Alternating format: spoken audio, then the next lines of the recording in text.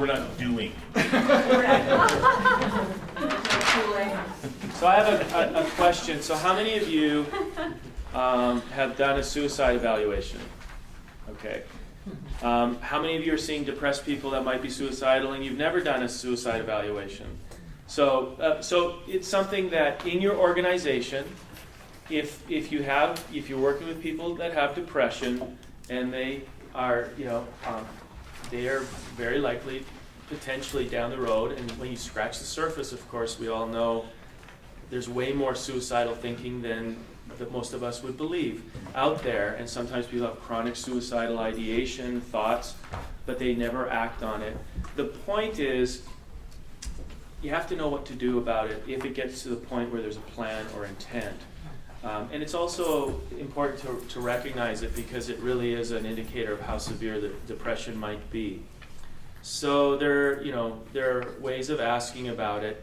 I'm not going to get into epidemiology and all that, other than just to say, look, working with frail, older adults who have lost everything, potentially, and they're depressed, and there's all kinds of epidemiological research showing that suicide rates are very high, particularly in older males, as you know, and white males more so. But without getting into all this, the point is, in these populations that we're talking about with multiple conditions, with loss of function, with loss of supports, you're going to have people that either say, I feel hopeless, life's not worth living, if God took me today, that would be okay.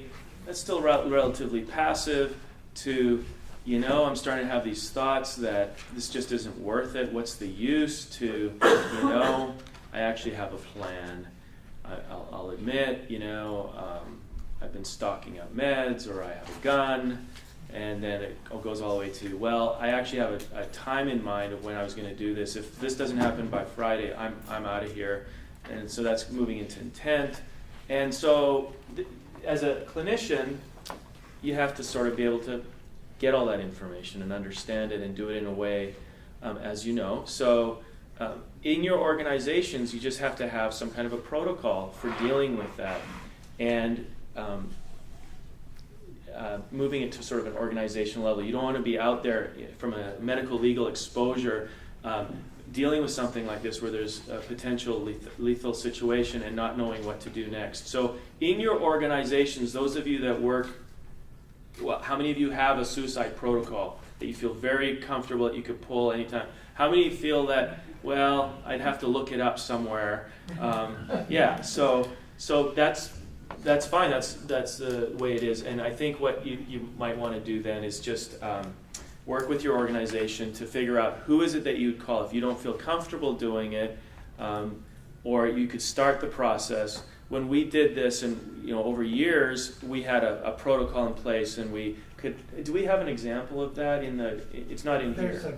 There's a brief description. There's a brief description on, and Eddie will tell you the page here. But I'll just sort of show you the, so there's thoughts, which then move up to, plans, and then 29. So page 29. I like colors, makes you remember things more, and then intent.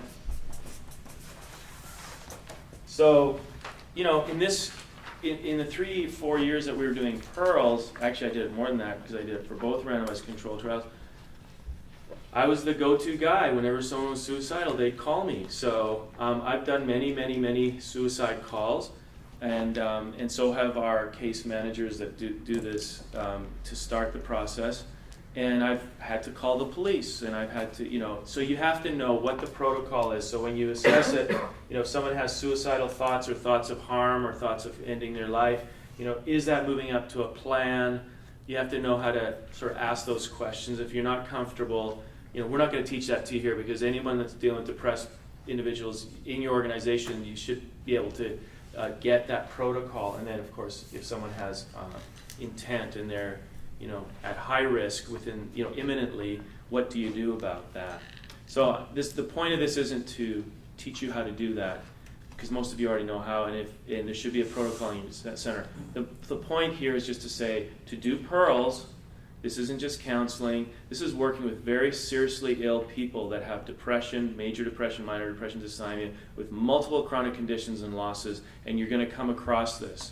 So part of the skill set that you need to have and the protocol is about how to deal with suicide. I'm not going to say much else about that, but I don't know, Stacy or Tom, do you have anything else to add, or Eddie? The only thing I'd add is if you need, as you go back and you find there's any loose ends in your setting with protocols, two good resources are the AFSP, the American Foundation for Suicide Prevention, and they have a lot of really great tools that one program I just have been consulting to for depression used all their stuff, and it was really great.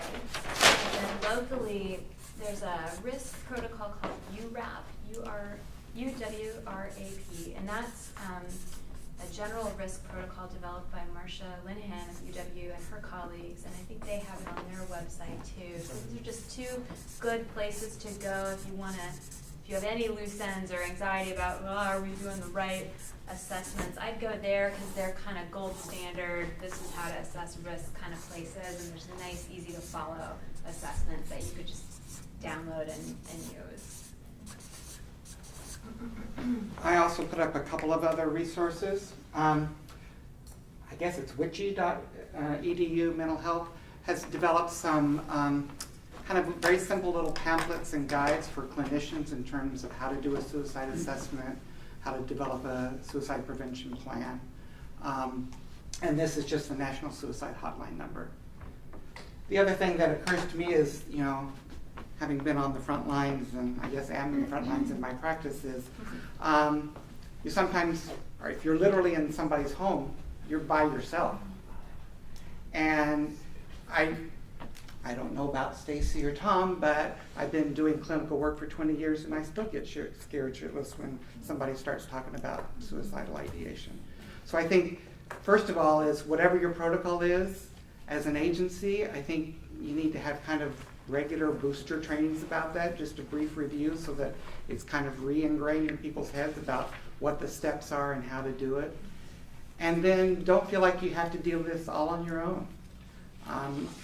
Yeah, you may have to be the front person, you may have to call the police, you may have to arrange for, get to the hospital, but, call a supervisor, call a colleague, review what's going on to get their input and their support about what the next steps would be.